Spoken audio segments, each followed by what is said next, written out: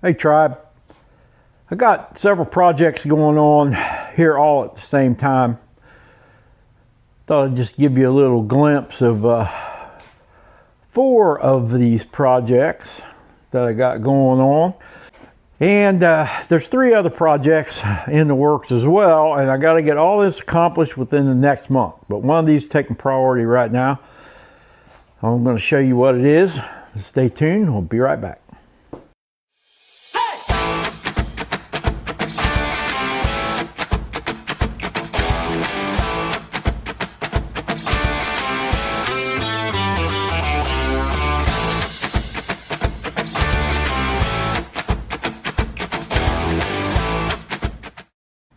Okay guys, welcome back to this channel. Before we get started here, if you haven't done so already, I'd appreciate it if you'd take a moment, like and subscribe, drop us a comment, and ring that bell. It'd really help us out and I'd really appreciate it. So, all these projects I got laid out here. The PPE differential cover for our dually, and the fluids that go with that, and the sealant that goes with that. I'm going to install a RV smart plug, and we went ahead and bought a new cable to go along with that. This flex cable is supposed to double back on itself, which will make it much easier to stow away in the compartment I have for our toy hauler.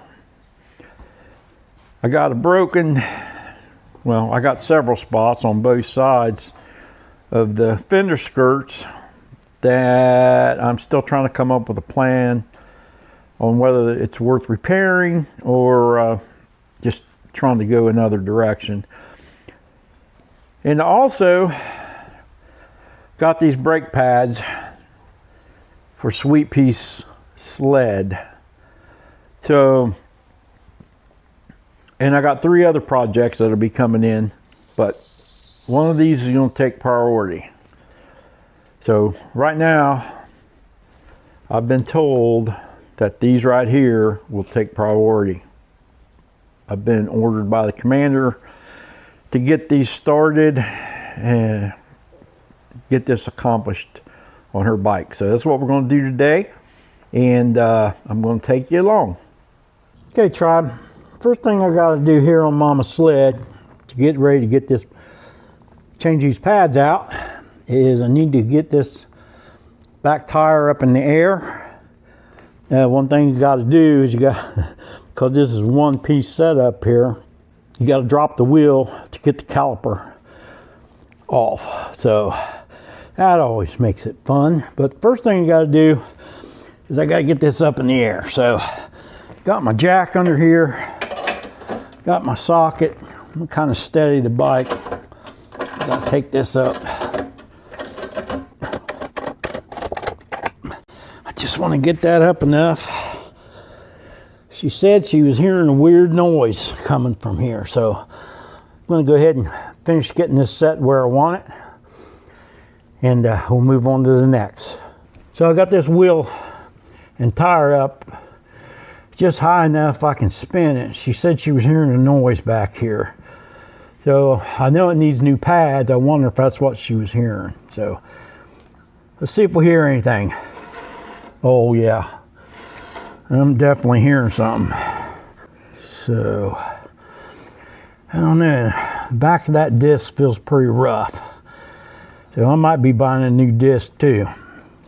But we'll go ahead and get this apart, and we'll start by loosening these adjusters up on each side and get this axle out. Okay, you're going to need a 9/16. You may need 2 of them when you go to adjust this back.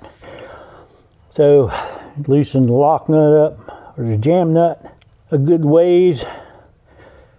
Back that off, give yourself plenty of room to get this axle out. I dropped the jack to where the tire's just a little past where the tire is just touching the ground. Put a little weight on that, and hopefully I can just get me a pin punch and knock that axle right on out of there. Okay guys, got me a little pin punch and a little hammer here. I'm gonna hit on this axle and see how much trouble it gives me. It looks like it's moving pretty good. Let me see what I got over here.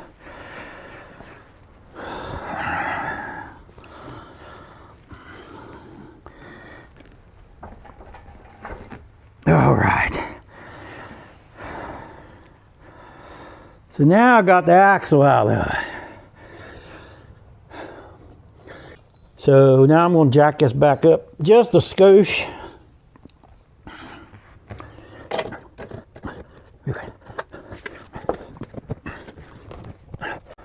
Okay, so it seems like it's in there pretty good. I'm just going to have to continue jacking this up.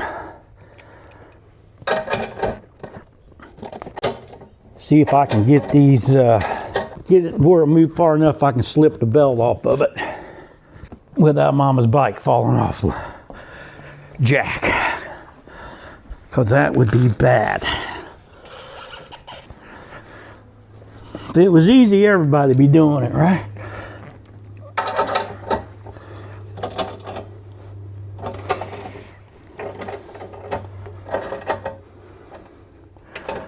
Let me try that. Okay guys, if your much better half is like mine and she rides a Harley, you'll know that just about any place they can put chrome, there's chrome. And I forgot about, she got that full cover chrome blingy belt guard on the other side, so I had to loosen that up and slide it forward before I could move the wheel far enough forward to get the belt off. So I got that accomplished. So now we'll see if I can get this thing slid out of here. So bear with me. Make sure I hold my tongue right and all that good stuff.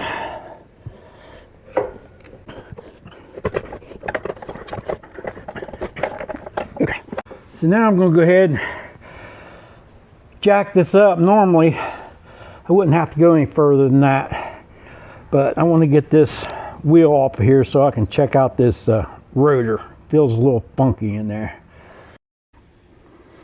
Okay guys, I don't know if you can see in there or not, but I can definitely see shiny part of the pistons, and this inner pad is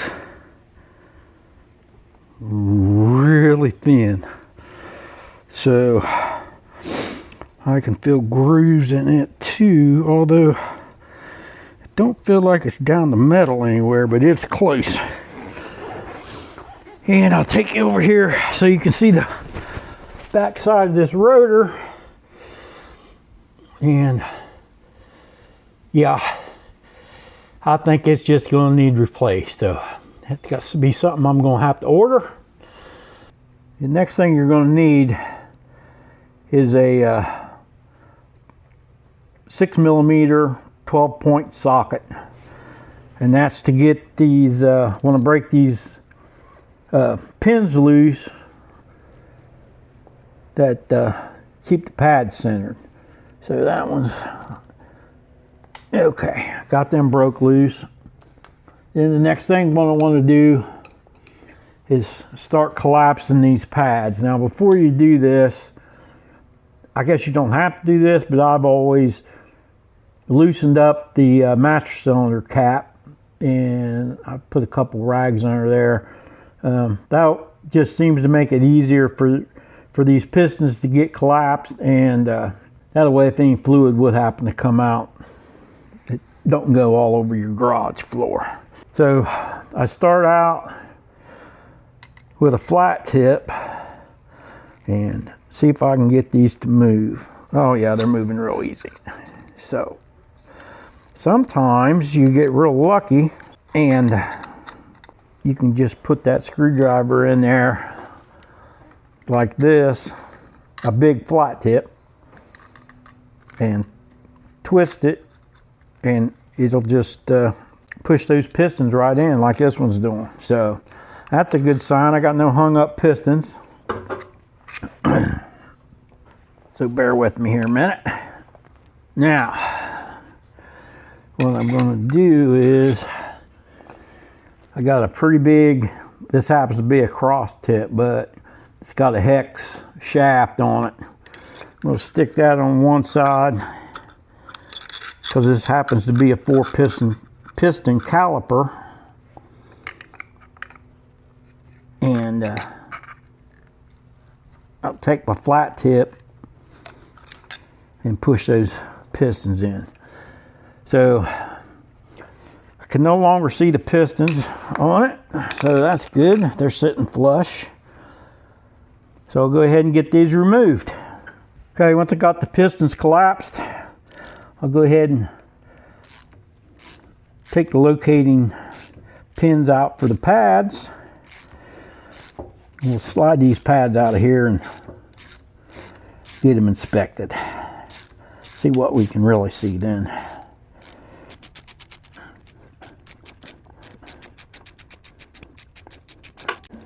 Slow and sure. Don't bang up Mama's pipes.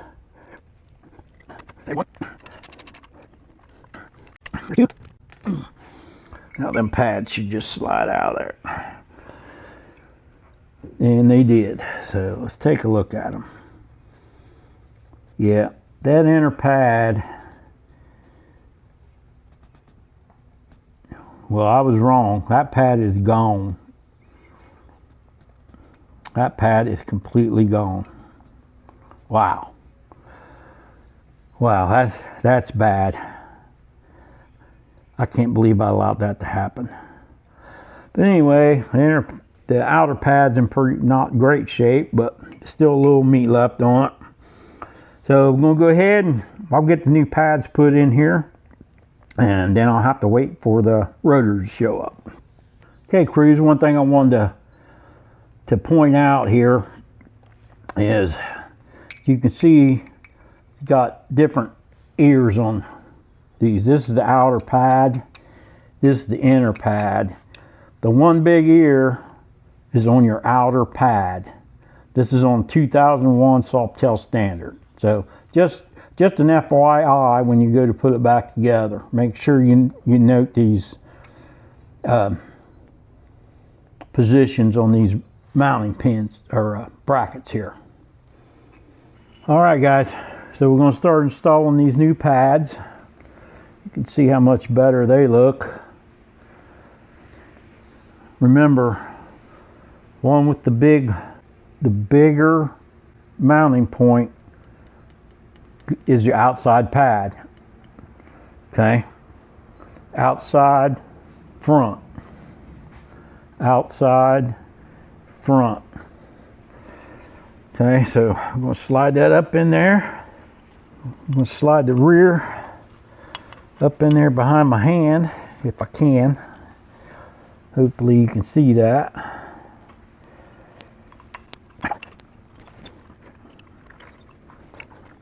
Making sure I ain't got my cable or my brake line all twisted up here. Now I'm going to look inside here, make sure them holes are lined up best I can. Now I always start with the front pin. All right. Now this is just for information only, and this is just how I do it. Okay, I'm not going to tell you this is the way the book tells you to do it. This is how I do it. This is how my father taught me to do it 50 years ago. Okay, I put antiseeds on a paper towel, and then I wipe it around that pin, making sure that it doesn't get on the threads here. I'm not telling you to do that, okay? It's just how I do it. If you're not comfortable, you know, this is a brake component. This is not going one thing, it's not stopping is a totally different animal. So if you're not comfortable, get someone else to do it. Okay, after you got the front pin in, take the rear pin and push up on the pad. push up on the pad on the back side here and get this other pin started.